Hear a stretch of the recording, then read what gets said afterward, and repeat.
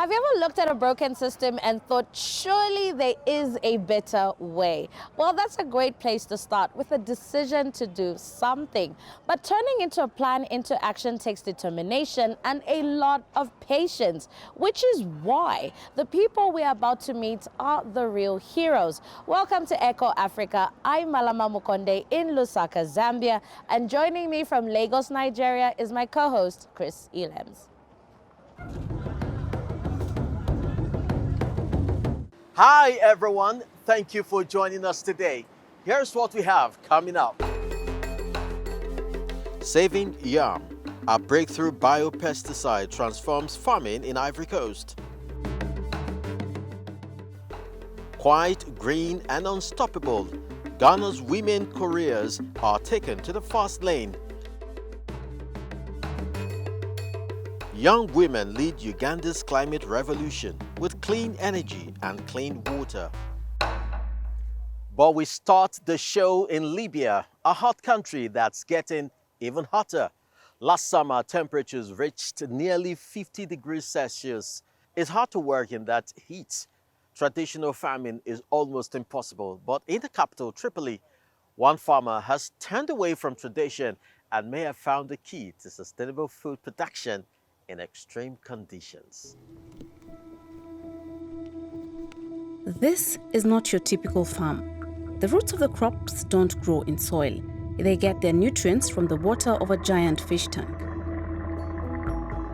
At harvest time, the lettuces are just lifted out on their floating plant beds. This is aquaponics, where fish and vegetable farming work side by side. At our farm, Hydro Harvest, we grow all kinds of leafy greens: lettuce, arugula, mint, basil, kale. We use a deep water culture system, meaning the plants grow in nutrient-rich water. Abdullah Al-Fandi's farm lies just outside Libya's capital, Tripoli. Human-induced climate change has hit this North African country hard, causing searing heat waves and droughts. For Libya's 1.5 million farmers, such as Mohamed Al-Zawawi, it's an existential threat. Al-Zawawi grows chard and pomegranates, but watering them is a growing problem. Like most farmers in this parched country, he relies on water supplies from the reservoirs of Libya's great man-made river project that funnels water from an aquifer under the Sahara. But the network has been damaged in the country's armed conflict. Mohammed is worried about his future. I've lost a lot of crops. I used to fill 4 trucks with produce. Now I can barely fill 1, and even that's a push. I still try to sell what I can on the market, but we've had no governmental support. We have a long coastline on the Mediterranean. I really hope the authorities will invest in desalination so farms like mine can irrigate with seawater.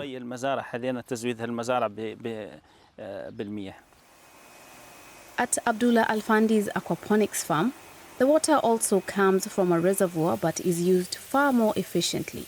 It circulates between the fish tanks and the plants. The tilapia provide nutrients such as nitrogen and phosphorus through their excretions. And the plants help filter the clean water. In this closed-loop system, pumps keep the water well oxygenated.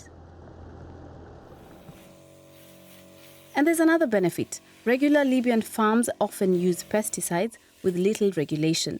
Residues on the harvest can cause a range of health issues, as well as harming the environment.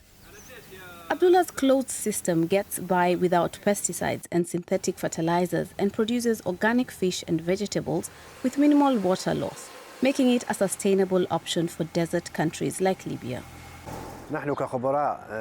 As environmental scientists, we strongly support this kind of eco-farming. It avoids the need for chemical fertilizers and even some of the poorly regulated organic ones you find on the market. Abdullah Al-Fandi was just 24 when he launched his aquaponics farm in 2023. Despite the large initial outlay and technical challenges, he got his project off the ground with a €20,000 grant from the EU's Libya Startup Program. He's now built up a loyal customer base for his organic produce, like this cafe in Tripoli. But for him, this is just the beginning. He wants to help improve food security in Libya and inspire others to follow his lead.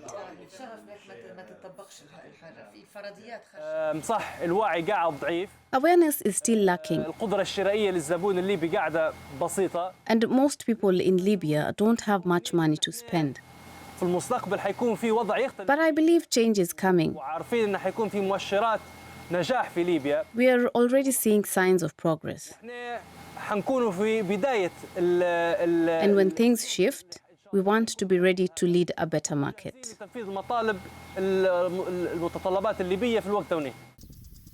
Mohamed Al-Zawawi is also looking into water-efficient farming systems. He's realized you can get bigger yields in smaller spaces with multiple harvests per year. With more information and research becoming available, I'm seriously thinking about moving away from traditional farming to save water and reduce waste. I've already started using drip irrigation, and I'm exploring hydroponics as a more efficient, more sustainable option. Meanwhile, Abdullah Al-Fandi is constantly refining his system and has added azolla to the growing cycle. The plant, also known as mosquito fern, covers the surface of the water, reducing evaporation and keeping mosquitoes from laying eggs. It's also packed with protein and makes perfect food for his fish. Organic aquaponics could play a big part in future agriculture in Libya, where innovation isn't just smart, it's essential. We're heading over to Europe now, to beautiful sunny Calabria in southern Italy. But the region also has a dark side, the mafia. Decades of abuse of power, public money, and the environment have driven many people away. But not everyone is giving up. We meet an organic farmer who's choosing to stay and hoping to turn things around. Calabria has some beautiful landscapes, but it's also infamous for poverty and mafia influence, which has forced generations of people to abandon Italy's deep south. But one young entrepreneur wants to reconnect people with their region by embracing traditional farming techniques to make delicious bread and pizza. I'm Stefano Cacavari. I live in Calabria. According to the EU, we are one of the poorest regions in Europe. But thanks to the support of thousands of people, my dream has come true. Cacavari's dream is to give Calabria a new identity, far removed from poverty and organised crime. And to achieve that prosperity, Stefano has turned to environmental protection. In the fields of San Floro, some 20 kilometres south of Catanzaro, he now grows old native grain varieties previously lost through industrial agriculture. The varieties were selected to ensure greater biodiversity. The harvested corn is ground in an original stone mill. The process may take a lot longer, but it produces 100% organic wholemeal flour that's especially nutrient-rich and has a rustic flavour. Stefano hopes that it will help people to value their region more. This is no Silicon Valley, but we have beautiful surroundings that we need to protect. That's what drew me to farming. It's important for me and my farm to respect nature. That's why I'm committed to organic and biodynamic production. The flour is suitable for bread, but also cookies, pasta and pizza. In the evenings, that's served in the mill, which doubles as a pizzeria. The young entrepreneur named his company Mulinum, the Latin word for mill.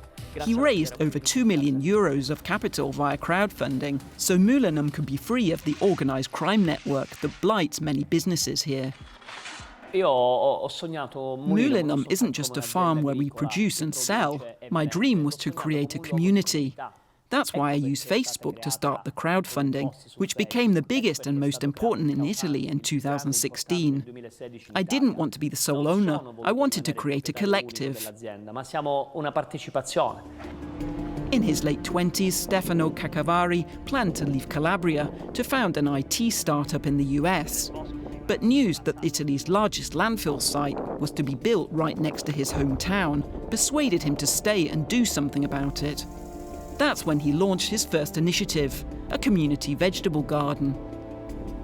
We didn't want the landfill, and in response to it, I came up with a family garden project. A community garden based on a set of values, defending the land and eating well. Their protests, as well as legal complications, meant the landfill was never built. In 2021, Cacavari was even given an Order of Merit by Italian President Sergio Mattarella for his work. The mayor of San Floro also holds him in high esteem. You could call Stefano a national hero. The whole community is proud of him. He has created new jobs. We know the difficulties in our region. The real challenge isn't the criminality. That's everywhere in the world. But not losing heart. That's why I work to encourage people to get involved. I try to inspire them to create something beautiful, regardless of the legal, environmental, even criminal problems. The most important thing is not to be discouraged. Stefano Cacavari now wants to replicate the Mulinum model, crowd-funded traditional organic farming, to reconnect people in every Italian region to their land. We head now to Uganda, where climate disasters like floods and landslides are happening more often than not. And who is most affected? Women. So often women are not involved in decision making, and so their needs are not considered.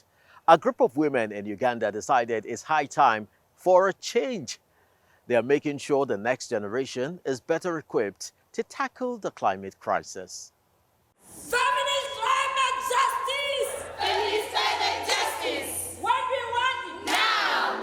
These young women are training to become experts and leaders in climate resilience and environmental protection. Trainer Juanita Babirie knows that as the climate crisis continues, people will need to adapt and new policies will have to be put in place. Are you not going to call people off their chairs with a voice like that?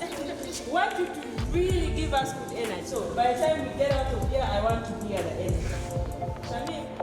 So as we gather here today, we are really just creating strategies to be included in these policies. So every time they exclude the young women and girls, every time they exclude women, it means we are not getting the real people that need to be at the center of the table. Because they're the ones using energy. We cannot invite men to discuss energy because women are the ones using energy every day.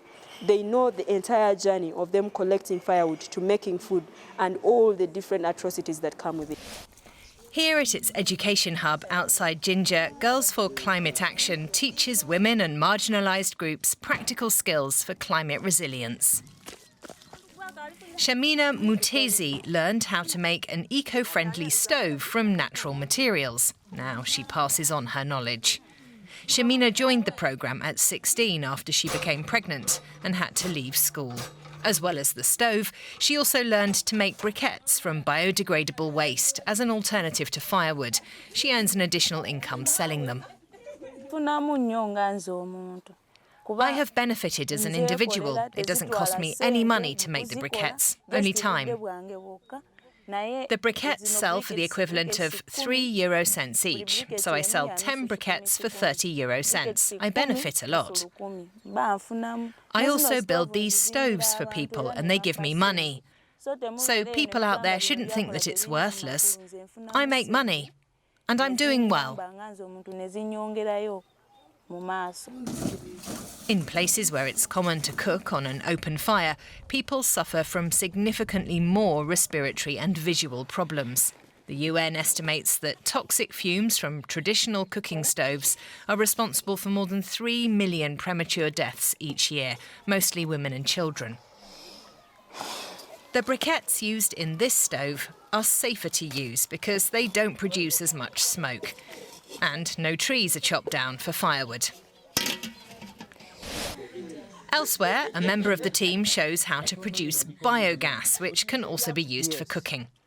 Livestock manure or food waste is fed into a biodigester, an underground container, where microorganisms break down the organic matter and produce gas. The captured gas from the biodigester can then fire a hob with a clean flame, with no smoke or soot. The solid remains left in the biodigester can later be used as fertiliser for seedlings and crops on the field. But a good yield also requires efficient irrigation and enough rain, which has become an increasingly unpredictable factor in recent years. That's why Girls for Climate Action also teaches people how to construct a water harvesting pan, which can offer a lifeline in times of drought or low rainfall. Some established water sources in the area can be a health hazard because some factories close to Jinja discharge dirty water into the environment. This water source a little further down the valley is probably affected by the pollution. Still, local people draw water from it because it's their only source. Girls for Climate Action and other civil rights groups joined forces, calling for the companies responsible to be held accountable. So we've had demonstrations, we've written a petition to the Parliament of Uganda, and this has now been worked on. Recently, the minister came and closed 2 of the companies that were releasing microplastics in the water source. The other success is that the company heads have come to have a meeting with the communities, and they have already committed themselves to building better trenches and also retain some of the wastewater and recycle it as well. A success that can also be traced back to the organisation's empowering programmes. Joanita Babirie wants to expand and reach even more girls and women. We are putting them at the centre. The realities of young women and girls, the realities of the women in different rural areas, in their different diversities, can shape the different solutions towards climate adaptation. And we believe that the women in the rural areas can be the solution, can have all these solutions, and that is why we are investing in different knowledge sharing. We are investing in creating the next generation of young ecofeminists who are climate leaders to take up leadership and hold those decision makers accountable every other day.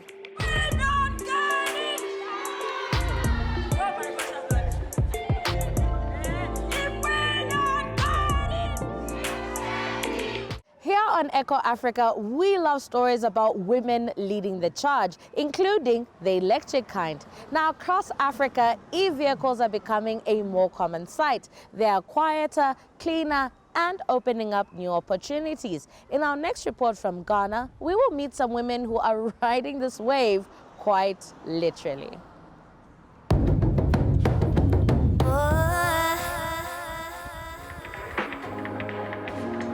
These queens in Tamale in northern Ghana rule silently. Rahamatu Saeed is one of some 20 women couriers weaving through the traffic on electric scooters. Not only can she travel her routes without a noisy, smelly engine on board, the job also gives her a new sense of freedom. After graduating from nursing training, we came out and we realized that there is nothing to do. Every day we are just in the house. So I came in search of a job, and I found delivery. And me particularly, I like bikes. The wheels of Rahamatu Saeed's scooter turn quietly but constantly, up to 16 deliveries on a busy day.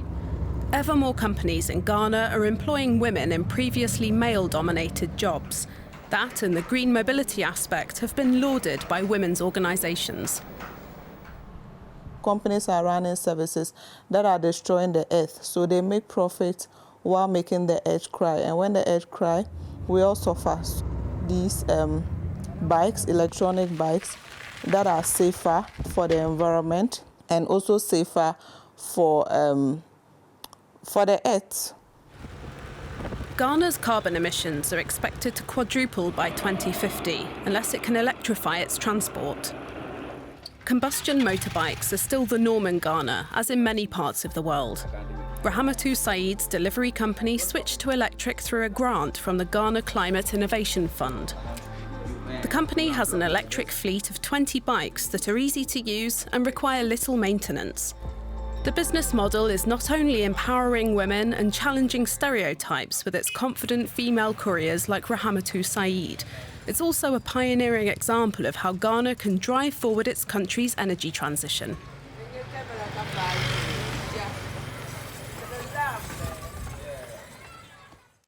Our next report takes us to Ivory Coast, where a young scientist is taking on a very different kind of challenge. She's helping to boost food security by finding ways to protect yam, a staple food in many parts of Africa. Now, aside from her trailblazing work, the scientist is a role model for girls and young women. I'm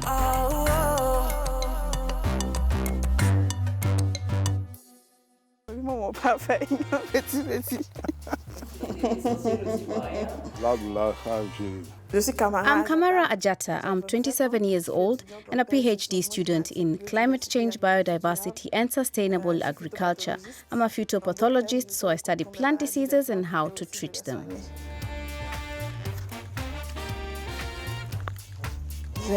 I've always been interested in agriculture because my father had a farm. So right from childhood, I was with him in the fields. And the more you do something, the more you love it. I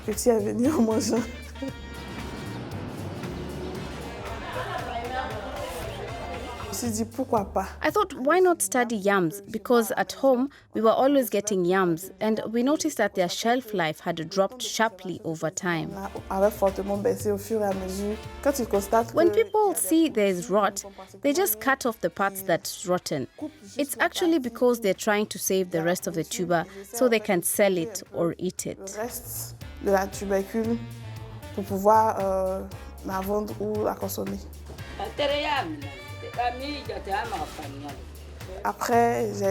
I identified 5 groups of fungi that cause rot here in Côte d'Ivoire.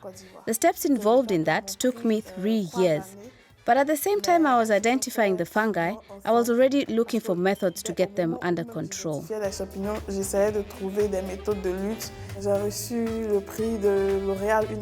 received the 2022 L'Oréal UNESCO Award for Women in Science for Young Talent.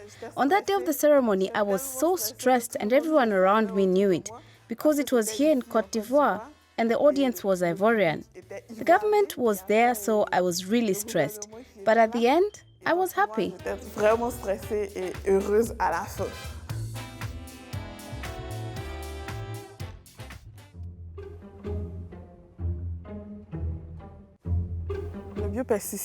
bio-pesticide that I developed is simply made of essential oils, plant extracts and water. That's all. The women who sell yams were at first surprised to see that something like this existed. Then they were dubious as to whether it would work. They were worried I'd just get their yams wet, but have no results and actually cause more losses. So they were happy to see that it did work and to know they have an alternative that will allow their yams to last even longer in their stock. I was happy to contribute something new. J'étais heureuse de savoir que j'ai pu apporter quelque chose de nouveau.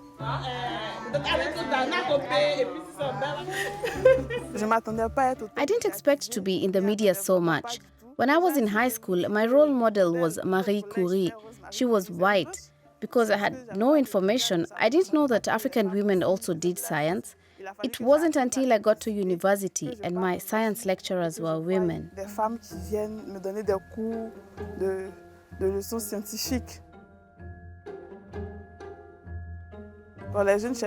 I help young female researchers in the laboratory with their manipulations. I try to coach them a little. Their main concern is that they're African. Because they think, if I apply for a scholarship, will they accept me? Because for a woman at master's level, you're expected to be thinking about marriage, family, finding a little job. So what's the point of going for a doctorate? So I tell them, if I've been accepted for a doctorate and a scholarship, you can be too.